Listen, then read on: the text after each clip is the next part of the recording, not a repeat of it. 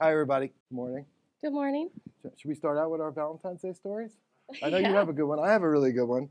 I got to the privilege to spend it with our CEO and my colleague last night in a hotel here in Fort Myers. But the good news is I have a 14 and a 17-year-old sons that took care of their mom yesterday, so we were okay. My husband and I made our mom's dinner, so I thought that was nice. We were their Valentine's. Well, thank you all for putting us on stage today. I'm Yes. looking forward to sharing this time. I think we're going to start out high level. We'll give a little more background on the brand for Kohler, and we'll get into the weeds a little bit in the end, and then I'll put Jennifer on the hot seat at the very end, which I didn't tell you about yet. Yep, that was a surprise. What an incredible milestone. You want to talk a little bit about the background there? On December 5th last year, we celebrated our 150th year as a brand, which is crazy because it started as taking a trough that horses used to drink out of and made it into a bathtub. So it's just amazing how this company has evolved from only being within the plumbing space to now we are in hospitality. We actually make chocolates. We have a energy company.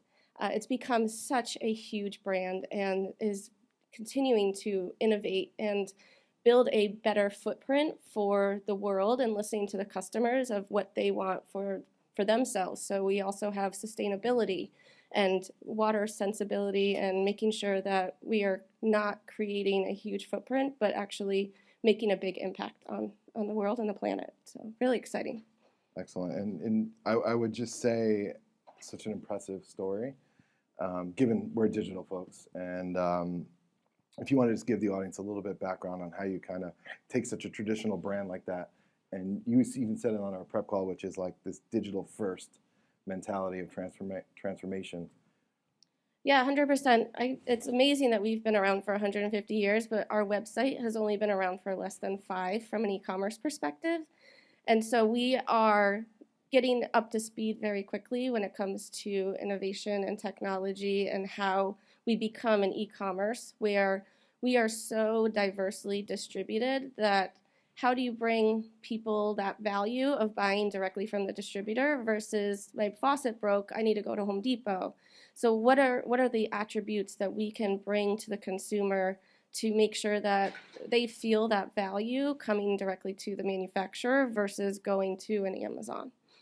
Right, very interesting. And I think when we talked a little bit about, you kind of look at your audiences to drive outcomes as loyal customers, and then you got new customer acquisition and prospects.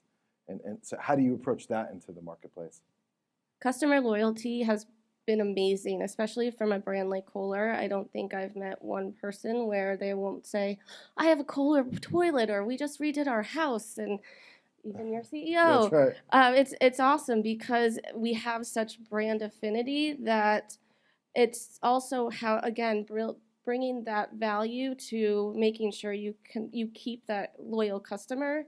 And when you look at our customers, we have consumers who come in and buy direct, but then you also have our customers who are the Home Depots and all the merchants that we are selling to. So how do we keep them also loyal and bringing them to making sure that either they go to our website and they have that great inspiration and aspiration where even though they may not buy direct, when they get to build.com, we are top of mind and making sure that we're giving them that experience on the site.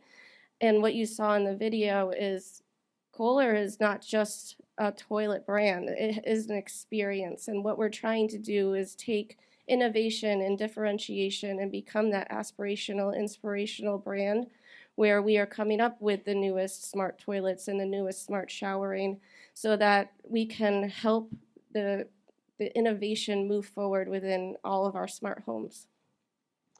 Really interesting there because your audiences are wildly different, right? You have B2B contractors and then you have end consumers, and both of those audiences have such different approaches. How do you, as a brand, go after both and then kind of tie them back together at the end?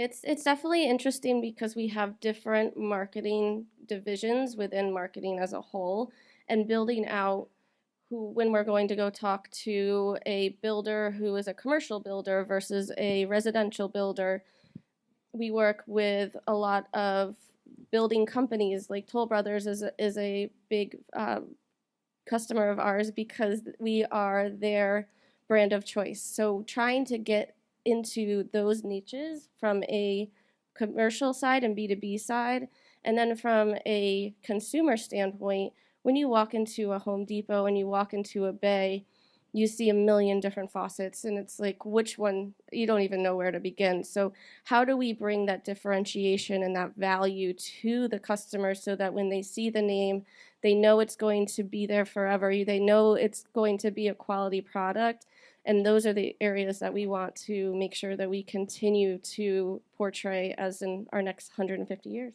Wow, impressive. I think, I'd be remiss not to talk a little bit about what the buzzwords everybody leans into and talks about, which is data and analytics.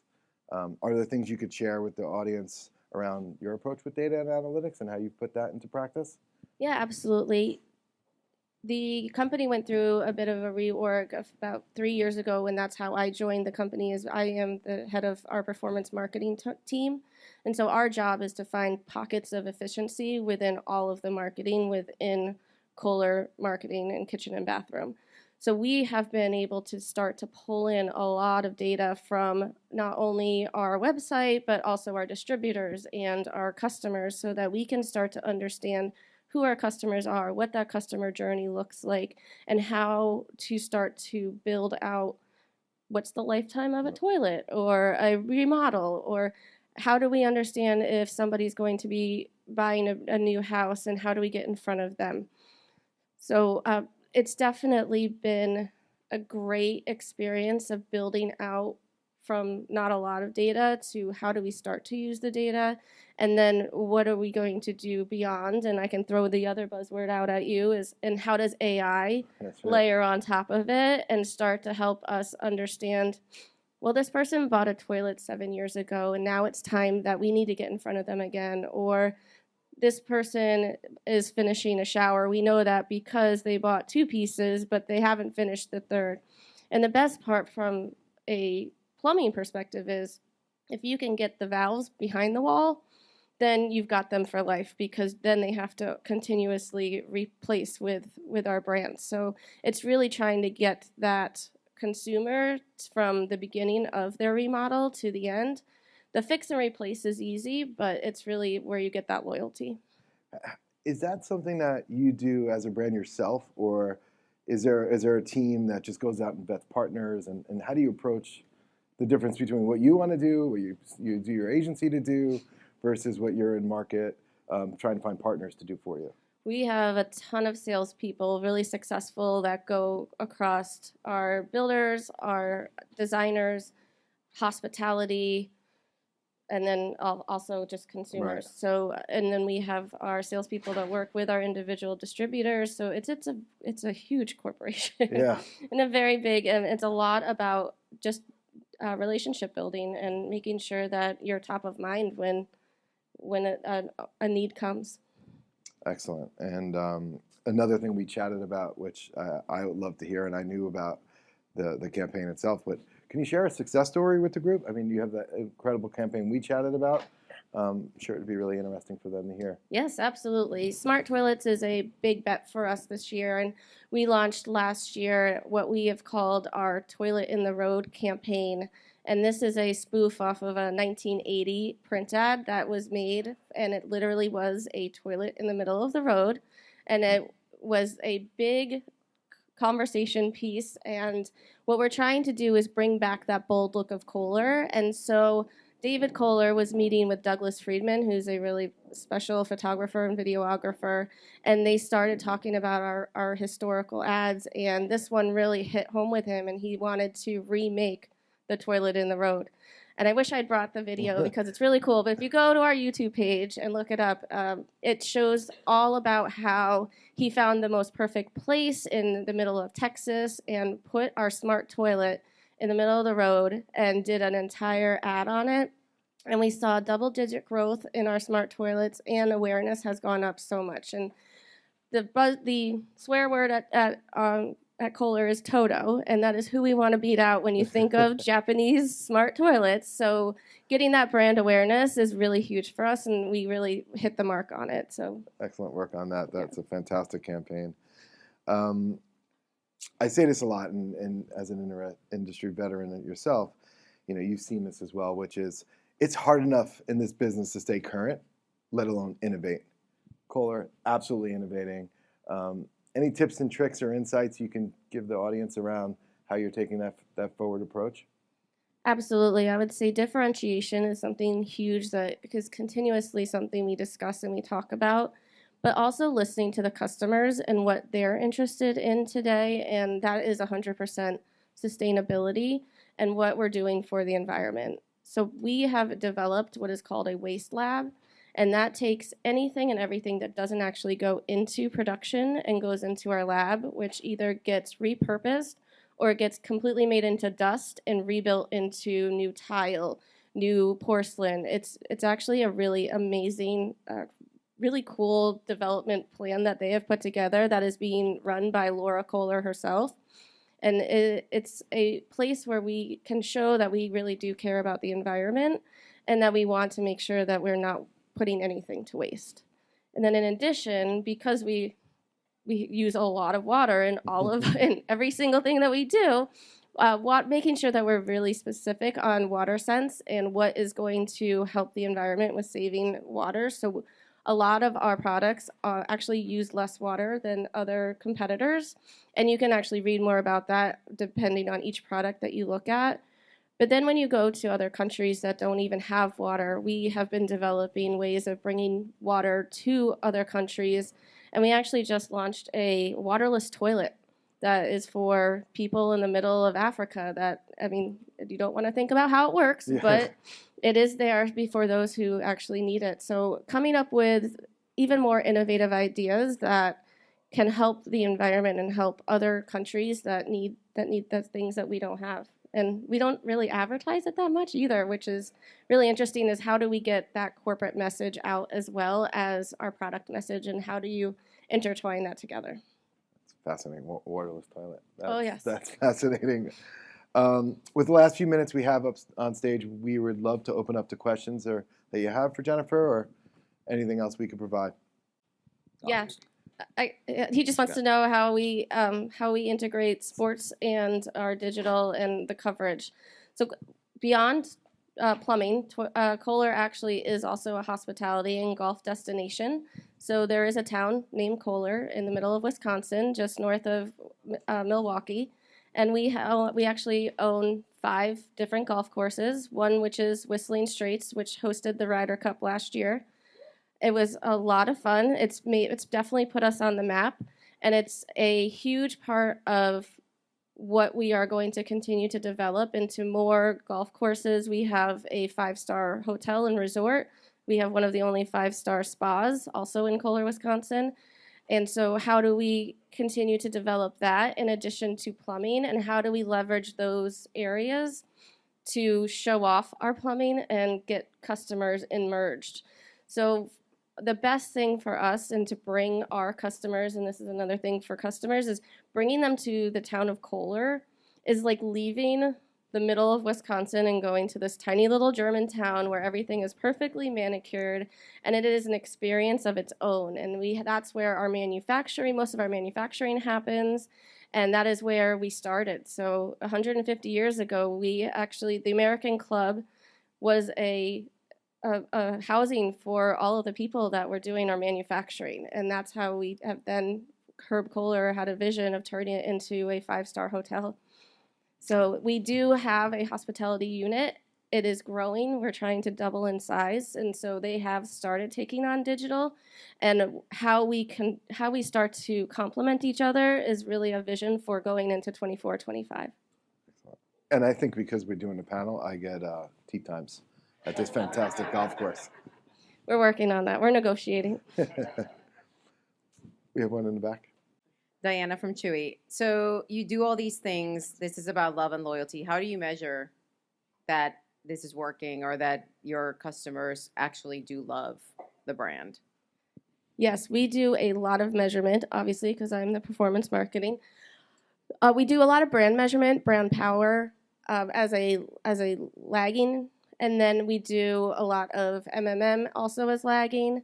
But then brand insights, we have an entire insights team that will go through. We just worked with McKinsey on understanding who our customer is. We've done some profit work as well to do a lot of in-market research, and that's all pretty lagging from a leading perspective. It's a lot of how directly are our campaigns working? Are we seeing an increase? Do we see brand lift studies working directly with the publishers from a Google or Meta perspective on are we getting the reach and at the right cost and efficiency? And from a direct response perspective, really understanding what that return on ad spend is and making sure we're benchmarking as we go into the next campaign.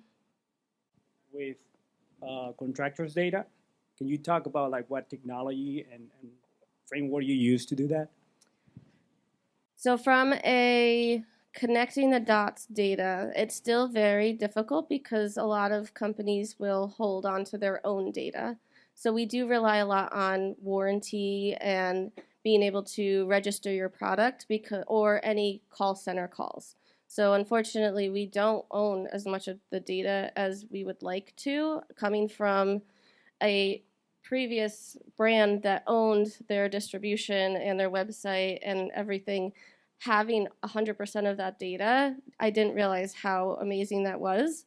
And now understanding how fragmented data is and how you can use it independently. So we use our data with Home Depot through their Retail Media Plus, and they will leverage it.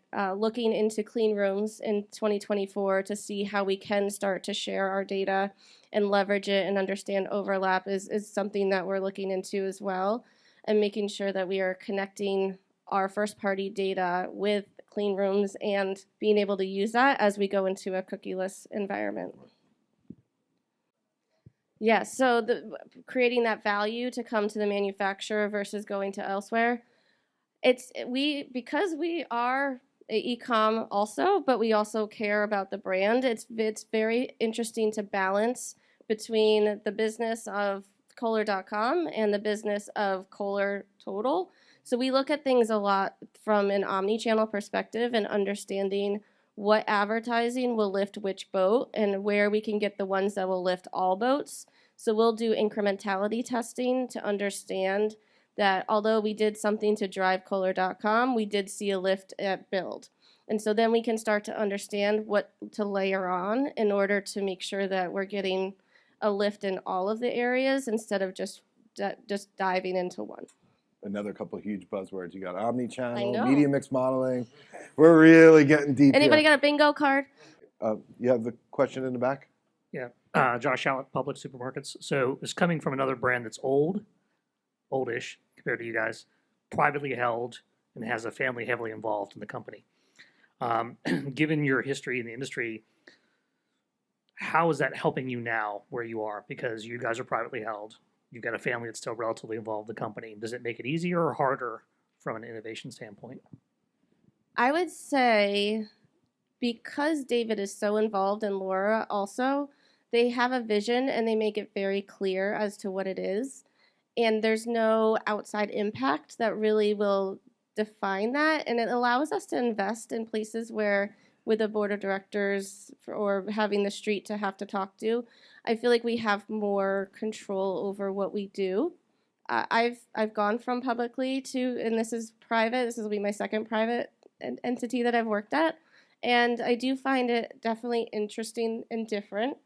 And I do find that there are times where you do things because David says, but I've also worked for brand presidents that you do things because they say that too. So I feel like it's not too different, but it does give you the ability to be a little bit more flexible and not necessarily have to speak to the street. But I'd love to talk to you more about it. Good morning, Doug Persley from SKUX. I want to get your take on where you think the market penetration is going to have the most growth in the next 5-10 years. I see you're doing stuff with Manchester United. I don't know what your penetration is in the U.S. I'm sure that's your primary market, but do you see, especially I'm really curious about the wireless toilet because India Africa, places where there's a real need. Bill Gates has gone on and on about how do we serve those communities better. But where do you guys see yourself participating in different markets? And you can just round it up to Asia, Europe, whatever. Absolutely. China and the Asia Pac and India are definitely focuses of ours. But the U.S., we want to continue to develop and make sure that we have a large market share. So our goal is to continue to develop in the U.S. and within North America. But then we have created a different division who is specifically working on mostly India and Asia Pac.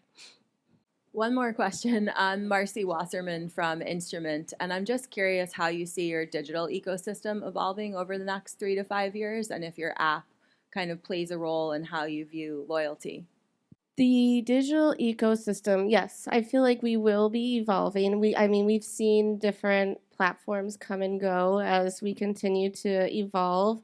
We do have an app that does help with our smart products. We have not been able to actually connect that to advertising just yet, so I feel like there's definitely an opportunity there.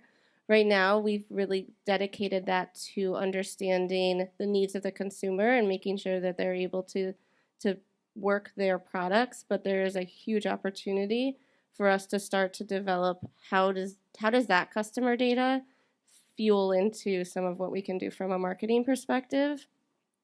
But we'll also be developing even more smart products that will fuel into that I feel like will give us even more opportunity from a loyalties perspective.